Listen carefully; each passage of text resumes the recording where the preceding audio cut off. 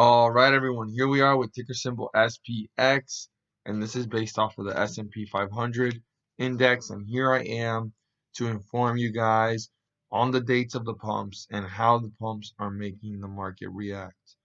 I want to say before I jump into this, to all my first-time viewers and investors, welcome to my channel. Hope you guys find this video helpful and informative, and it means you all well.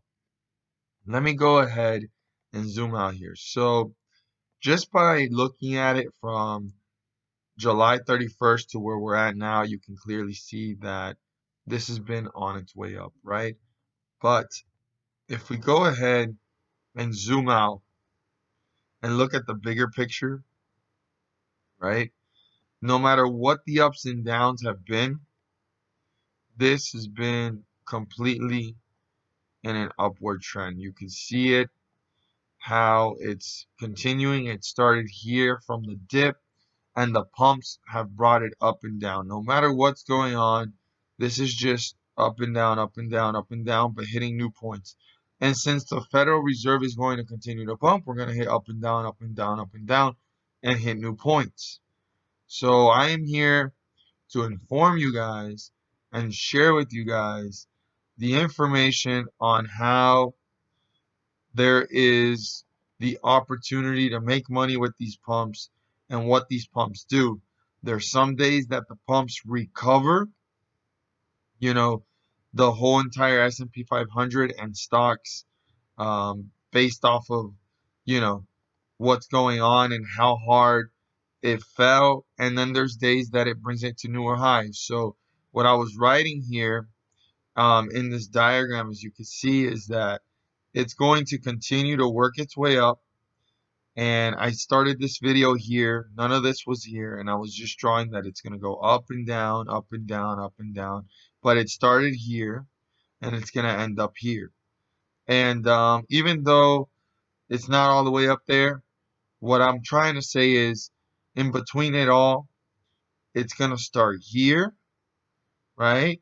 33.68, and it ended up here, which is almost 33.99. So that's a $30 difference, and it will continue to work its way up. No matter what the ups and downs are, it's always going to end up at a new higher point.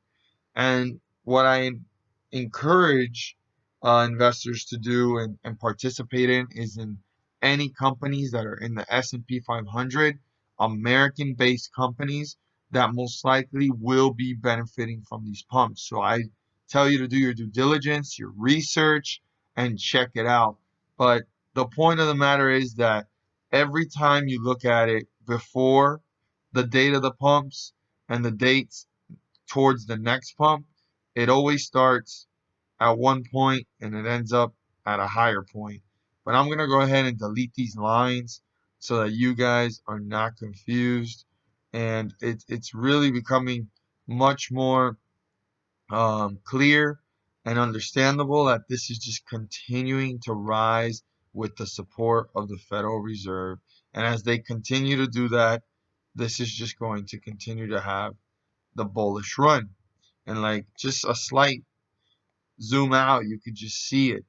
So let's zoom in and see what's important. So I want to talk about the most recent pump that happened. And that pump was significant because obviously this was Friday on the 14th. We ended up on the 17th here. It rose a little bit and it leveled off. And then it dipped early in the morning. It rose actually from 33.83 to 33.96, and then it dipped quickly, and then the rest of the day it rose again and it leveled off. And on the 19th, it continued the momentum, but quickly the sell-off happened. And here we are, the momentum building again, and investors are attracted to invest and they're excited for the next pump. So on the 18th, instead of this dipping and falling harder, what it did was it created the opportunity for the market to sustain itself, leveled off, and bounce back up. So that when it did fall, it fell, and when it would recover from this point instead of falling without this is basically adding twice as much of the downfall. And if it was to recover, it would recover right here, hypothetically speaking, because you would have to add this sell off plus this rise, and that'd be in this direction a lot deeper. So what it did was, yeah, it fell, but it brought it back up. Bringing it back up attracts investors, and that's how this little jump from here to here happened.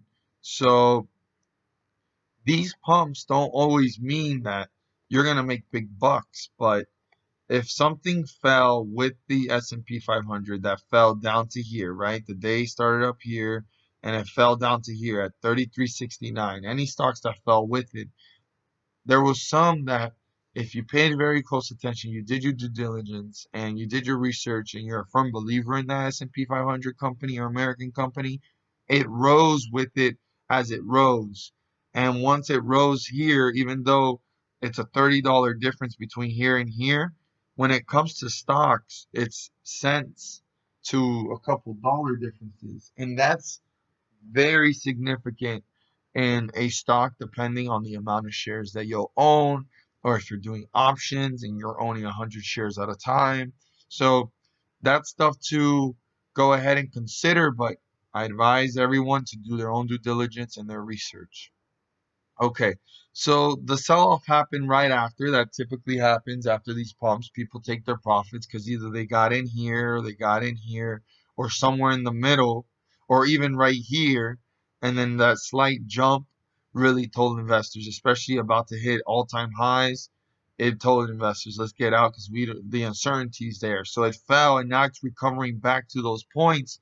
And 33.99 is literally become a resistance, and we got to see if that gets broken. Possibly, if Monday reacts this way, there's two ways Monday could react. It could break through it by bouncing up and leveling off, and then on Tuesday it'll bump up a little bit due to the pump.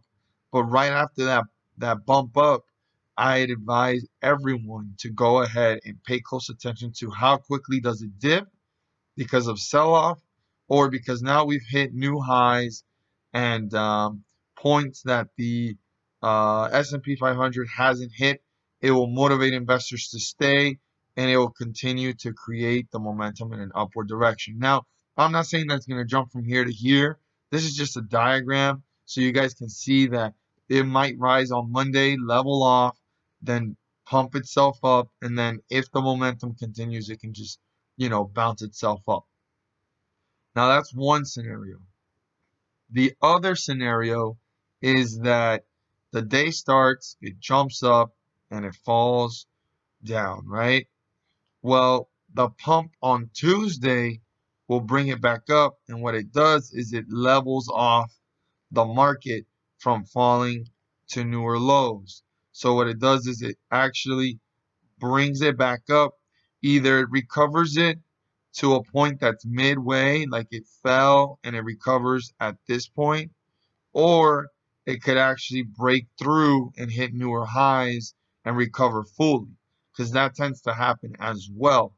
But the point that I'm trying to say is no matter what point is going on, if you choose the right stocks or you just choose to do the SPY, if you pay close attention to it and you buy at the low, you are going to make some money whether it rises here or whether it rises here, due to the fact that the pump tends to recover the market.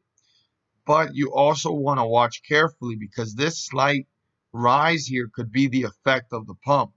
So if it rose significantly up and then it dipped, then from here to here could be that chance of profit early in the day of about $20 uh, on the S&P, and that could be anywhere between 30 cents to $2 on a share of a stock or an index. So those are all important to pay very close attention to as it plays out on Monday to then Tuesday. But the pump is on Tuesday. The pump is scheduled for the 25th, The most previous one was on the 18th. And what happened on the 18th is that it made it go up by $30. It literally did early in the day. It went from 33.82 and it rose up to 33.95. And it dipped from there and it fell to 33.69 and it rose all the way up to 33.94. And that's where you can see that point of reference where the dip happens and where the pump reacts on the day of the pump. So we're going to have to see how this plays out Monday to know if it's going to continue to work its way up, level off, and go up. And then you have to watch closely how it reacts after, because the momentum can continue or it can quickly reflect the sell-off of people taking profits. Or it'll go up a little bit, it'll dip, and at that dip, you'll have to make your own rational decisions and play it out with your own due diligence to go ahead and play it as your type of investing, whether you're a day trader, a swing trader, value investor. You'll have to decide. Make sure the company.